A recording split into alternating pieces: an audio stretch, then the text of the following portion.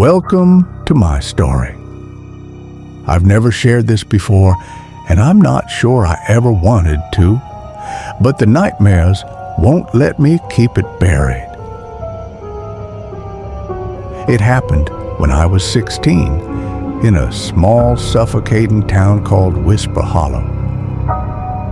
It's the kind of place where the shadows feel heavier, where the wind seems to carry whispers if you're quiet enough to hear them. People say the town has a dark history, but nobody ever talks about it directly. There was a boy in my school named Damien.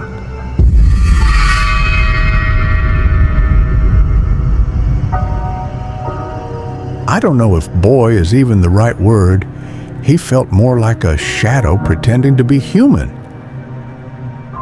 Damien wasn't like the rest of us. He didn't try to blend in. He wore the same threadbare coat every day, even in the summer, and his eyes were a dull, washed-out gray. He never smiled. His presence carried this suffocating stillness, like the air froze when he walked into a room.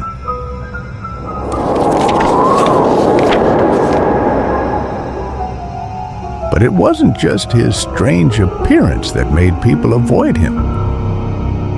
It was the stories. Some said Damien lived alone in the ruins of an old church deep in the woods, a place no one dared to go. Others swore they'd seen him at night, standing motionless in their backyards, staring at their windows. The adults dismissed it all as childish nonsense. But those of us who went to school with him, we knew better. It started with a dare. It always does. One night, my friends and I were hanging out in the abandoned park at the edge of town. The swings creaked in the wind, and the carousel made this low, groaning sound as it turned on its own. We were swapping ghost stories, trying to scare each other, when someone brought up Damien.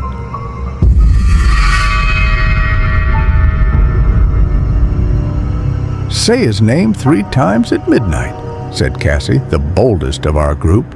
"They say if you do, he'll come for you." We all laughed nervously, brushing it off as a stupid urban legend.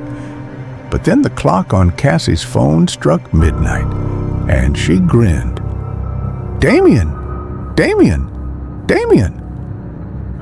The words hung in the air, swallowed by the oppressive silence of the park. For a moment, nothing happened. And then we heard it.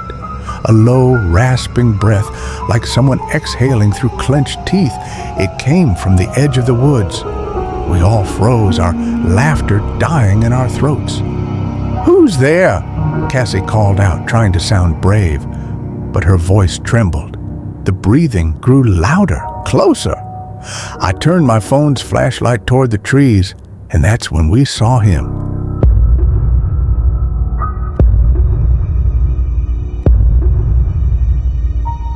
Damien was standing just beyond the tree line, his head tilted at an unnatural angle, his eyes glinting in the dark. He didn't move, he just watched. We ran.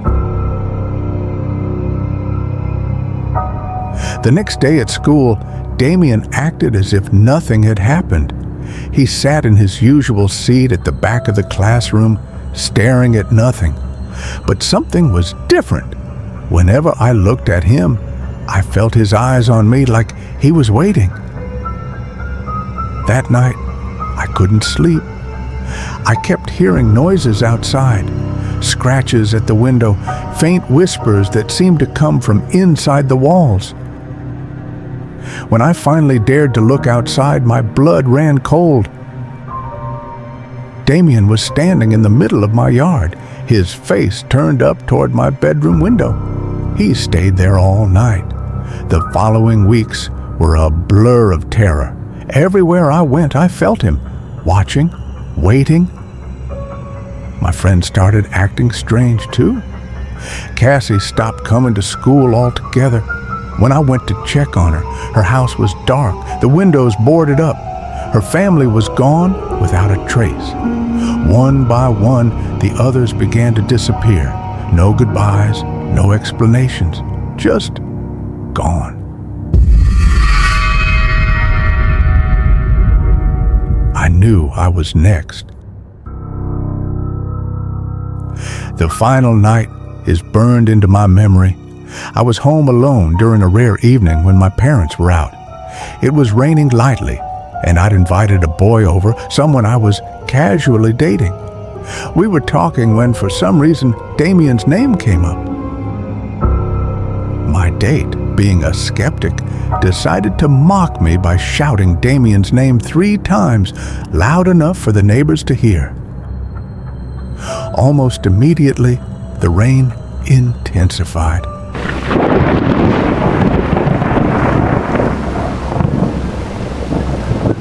Lightning cracked, illuminating the driveway, and there he was, Damien, standing in the pouring rain, staring up at my bedroom window. I screamed and shut the blinds. My date tried to calm me down, but then Damien appeared again. This time in the backyard, standing perfectly still. I locked every door and window, panicking as I heard the storm rage outside. Desperately, I shouted, "I'm marked! I'm marked!" over and over, hoping it would mean something to him. When I finally dared to look again, he was gone. The next morning, I found his jacket in my backyard, folded neatly over a pile of my things, items I hadn't even realized were missing. I wanted to call the police, but I couldn't explain what had happened without sounding insane. The strangest part? Damien vanished after that night. He didn't come back to school. No one saw him again. Some people said he moved away. Others whispered darker theories. I don't know what to believe, but I still think about that night. And I still wonder, was he just a disturbed teenager? Or was there something more to Damien than I could ever understand? As the story comes to a close, I want to hear from you. Tell me in the comments, what do you think Damien really was? A troubled teenager or something far darker?